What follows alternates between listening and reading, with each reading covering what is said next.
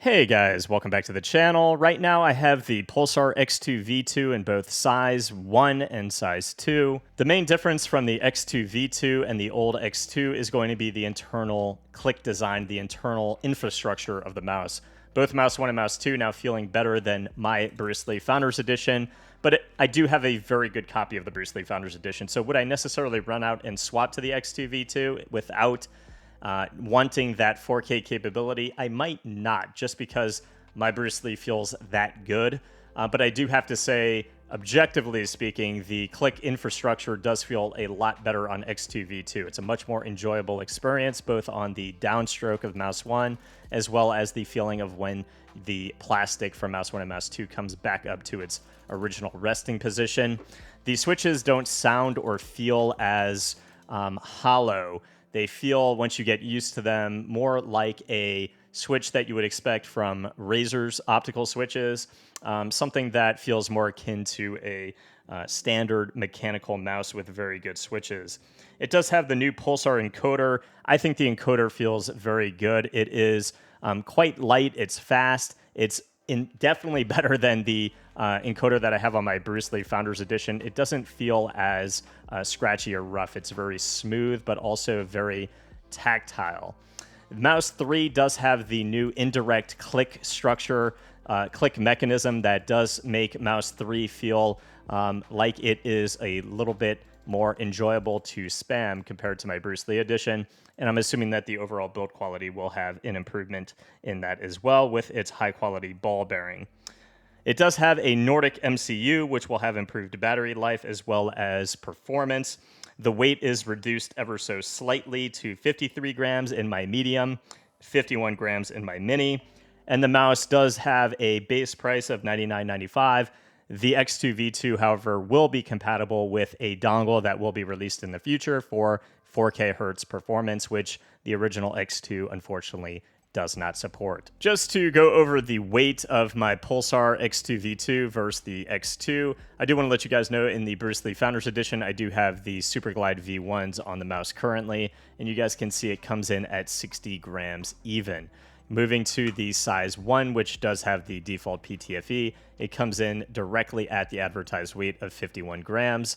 And on the size 2, which I do have the Pulsar Superglide V2s, it does come in at 55 grams.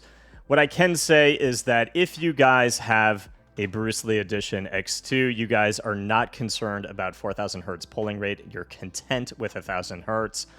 My Bruce Lee Edition feels absolutely immaculate. And I wouldn't necessarily run out and spend the $100 just for the slight upgrades, but that doesn't detract from the fact that I have to tell you guys the X2V2 does feel better in the area of the clicks. Again, performance at 1,000 hertz, I'm not going to tell you guys that I magically perform better on the X2V2. That's just kind of silly. But the entire click design is what matters. The entire click design just feels so much better with the optical switches comparing my Bruce Lee to the new X2V2. The optical switches are lighter, they're crispier, they feel as though they're just a tighter, more fun experience. Again, not as hollow feeling. And throughout the entirety of Mouse 1, there is a better feeling of consistency. In terms of the encoder, again, the encoder to me feels less scratchy, and it is a more enjoyable experience. I think it's one of the best encoders that I've personally used.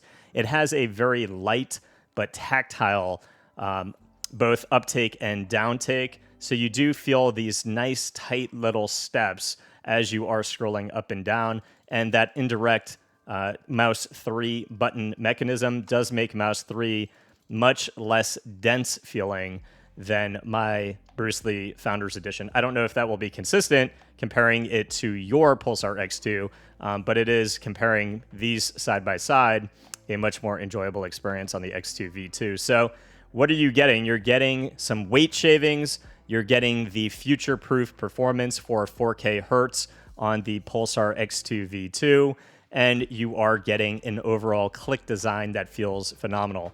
In terms of my overall build quality, I have zero issues that I can speak to on my Pulsar X2. I have very little side play on Mouse 1 and Mouse 2, and nothing that I felt in game.